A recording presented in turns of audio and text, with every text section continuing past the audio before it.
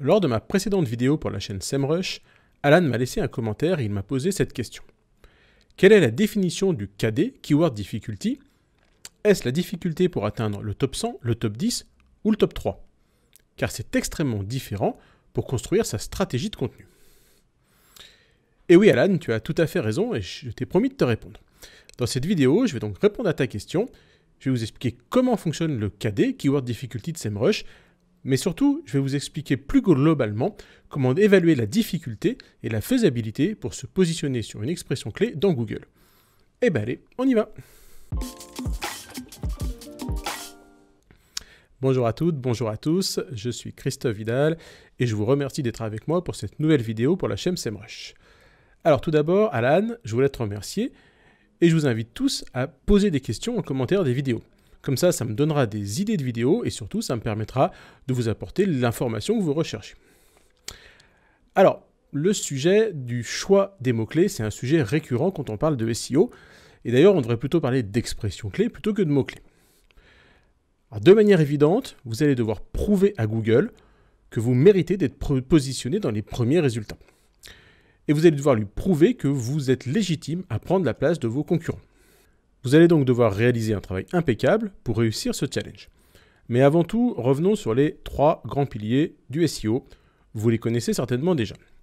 Le premier pilier, c'est le pilier technique. Votre site doit être techniquement irréprochable, il doit être performant et il doit être construit de manière à ce que Google puisse facilement naviguer dans les différentes pages de votre site. On a parlé du maillage interne lors de ma précédente vidéo. Le deuxième pilier, c'est le contenu. Vous devez mettre en place une stratégie de contenu. Optimiser vos textes pour l'internaute, mais aussi pour Google. Pour cela, vous devez faire appel à de l'optimisation sémantique. Et enfin, le troisième levier, c'est le levier popularité.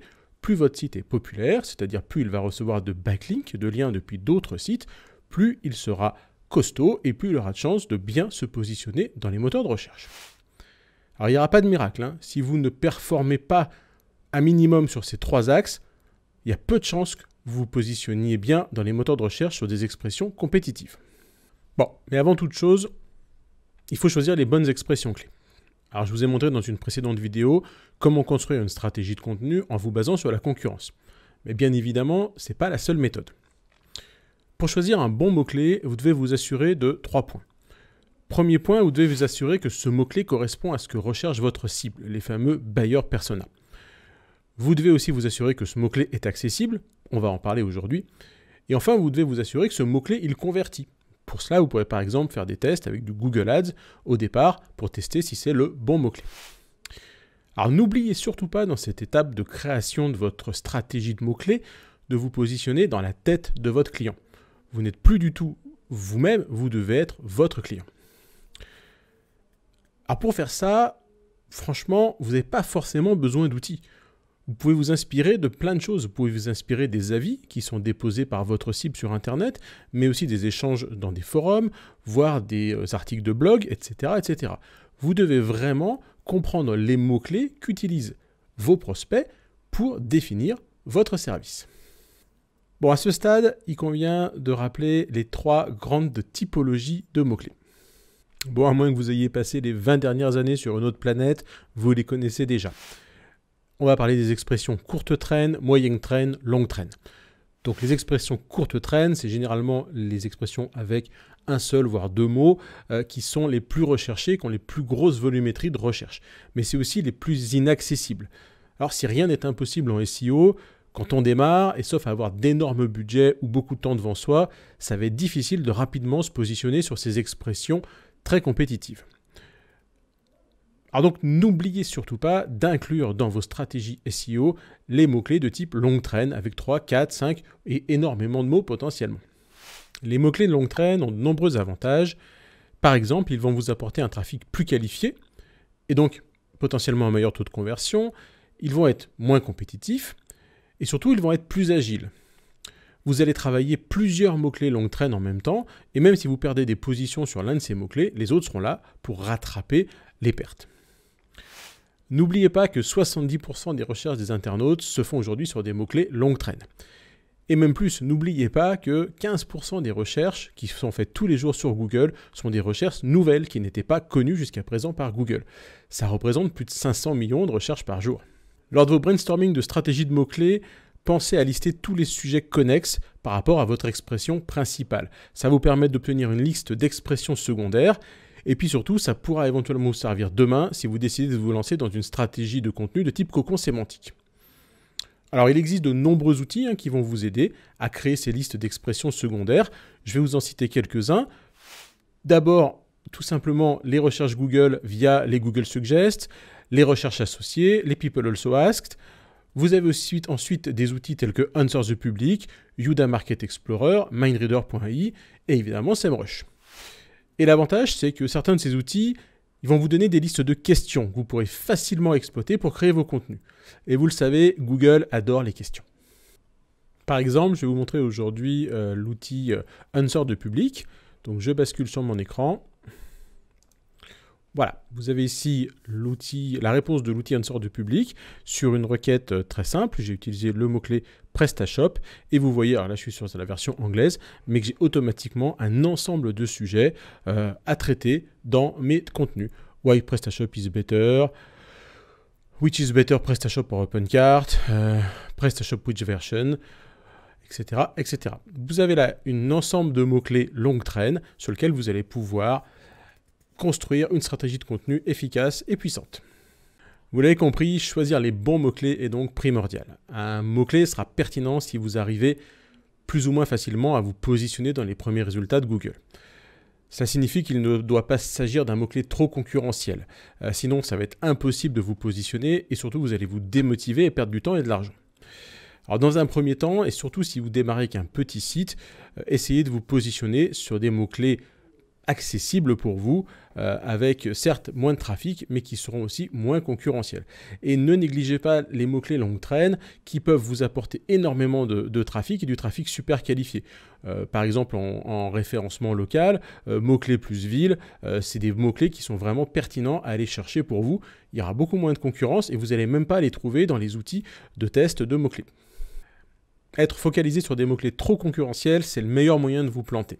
C'est pour ça que moi je vais vous conseiller de privilégier au départ des mots-clés plus accessibles. Ça vous permet de travailler votre SEO, votre référencement étape par étape et vous irez chercher des plus gros mots-clés petit à petit sans vous décourager et en ayant déjà fait de l'acquisition de trafic auparavant. Allez, pour finir sur cette recherche du mot-clé idéal et sans pour autant rentrer dans les détails, je voulais quand même vous alerter sur un point que vous n'avez pas forcément en tête. Quand vous tapez une expression dans Google, c'est la requête. Mais en fait, cette requête, elle correspond à un besoin informationnel.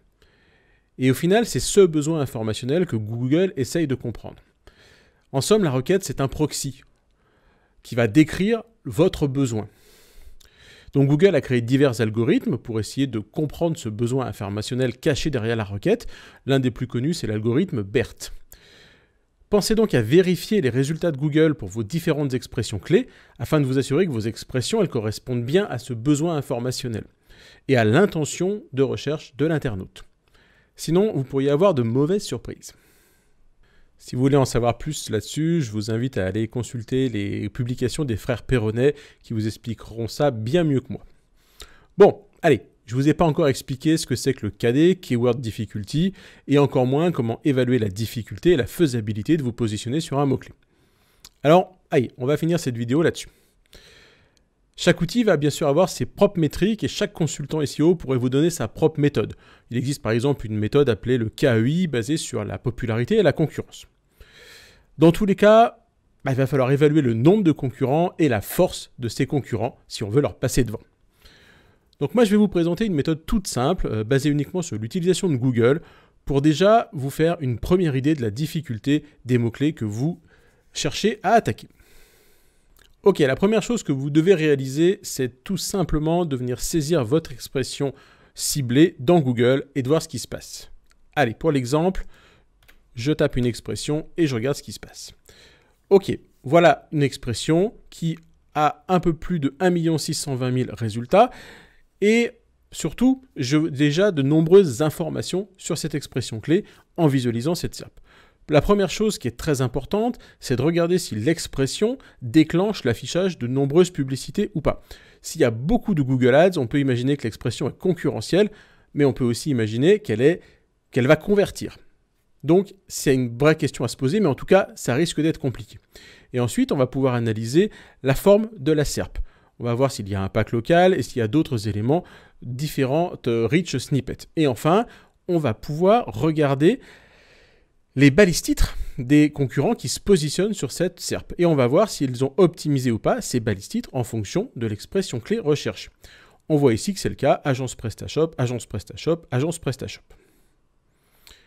Du coup, ça nous emmène à une deuxième chose à rechercher dans Google. On peut aller plus finement voir ce qui se passe si on tape la balise all-in. Pas la balise, l'opérateur all-in title. Agence PrestaShop. On va ici ressortir toutes les pages qui ont indiqué l'expression, les mots-clés agence PrestaShop dans leur balise titre. Et pour aller encore plus finement, on peut carrément mettre des guillemets autour de ça, de l'expression recherchée. Et là, on va vraiment sortir exactement les pages qui ont l'expression clé dans la balise titre. Et oui, vous le savez, en SEO, la première chose qu'on va optimiser quand on fait de l'optimisation de contenu, c'est la balise titre. Donc forcément, tous ceux qui n'auraient pas optimisé leur balise titre sur notre expression clé, dans notre cas agence PrestaShop, on ne va pas les considérer comme étant des vrais concurrents. Donc avec cette balise all-in title suivie de notre expression, on va voir réellement le nombre de pages qui ont été optimisées exactement pour notre expression clé. Et donc là, si je reviens sur ma SERP, je vois que dans mon cas, j'ai 98 résultats qui ont été optimisés pour cette expression. Donc très clairement, je ne suis pas sur une SERP très compliquée. Alors je vais vous donner un barème que vous pouvez appliquer pour définir le niveau de difficulté de vos mots-clés en fonction du nombre de pages qui vont être indiquées ici sur les réponses all-in title. Alors ce barème, il est très simple. Il va être en 3 fourchettes. La première fourchette, s'il y a moins de 5000 résultats, on va dire que la concurrence est faible. S'il y a de 5 à 10 000 résultats, on va être sur une concurrence moyenne. Et enfin, plus de 10 000 résultats, on est sur une concurrence forte. Alors bien évidemment, cet indicateur, il n'est pas suffisant. Il va falloir le compléter par une analyse plus détaillée des concurrents.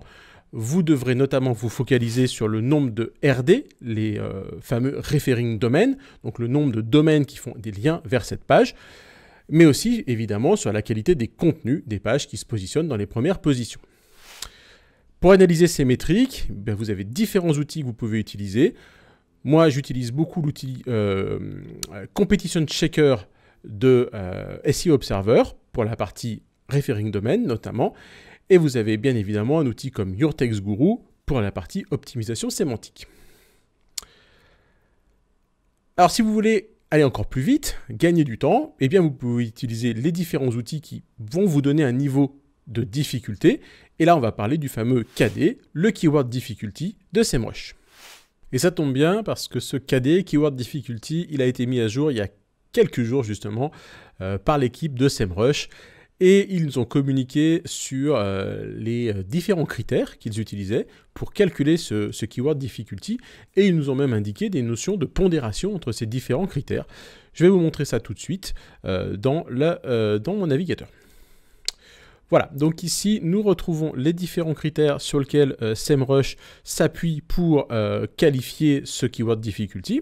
Donc, il y a des critères de niveau SERP, on va dire. Hein. Ils vont analyser, dont on en a parlé, le nombre de referring domains, mais aussi l'authority score des différents concurrents. Et enfin, ils vont regarder un ratio entre les liens follow et les liens no follow. Et puis, ils vont faire une analyse de mots-clés. Ils vont regarder ici des informations telles que le volume de recherche, la présence ou pas d'une position 0. Est-ce qu'il y a un mot-clé de type branding? Est-ce que c'est un mot-clé où il y a un pack local? Est-ce que c'est un mot-clé où il y a un knowledge panel? Est-ce qu'il y a des people also ask? Est-ce qu'il y a des site links? Quel est le nombre de reclés dans la requête? Etc. Et vous avez ici l'ensemble des indicateurs qui ont été sélectionnés par SEMrush avec le poids sur les différents indicateurs.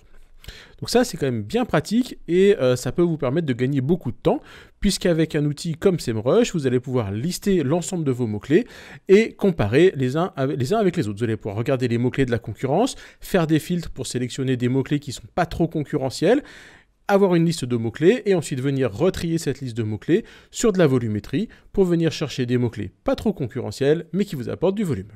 Allez, il est temps de répondre à la question « Quel est un bon taux de difficulté ?» Eh bien, c'est simple, SEMrush là aussi nous a tout expliqué.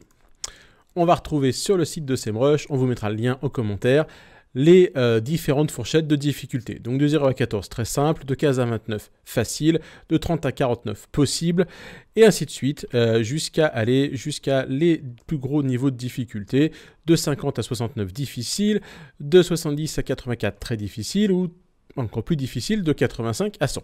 Vous avez ici l'ensemble des informations pour savoir si ça va être facile ou compliqué de vous positionner sur ce mot-clé-là. Voilà Alan, j'espère que j'ai répondu à ta question. Bon, j'espère aussi et surtout que ça sera utile à tous ceux qui travaillent actuellement sur leur création de stratégies de mots-clés, stratégies de contenu.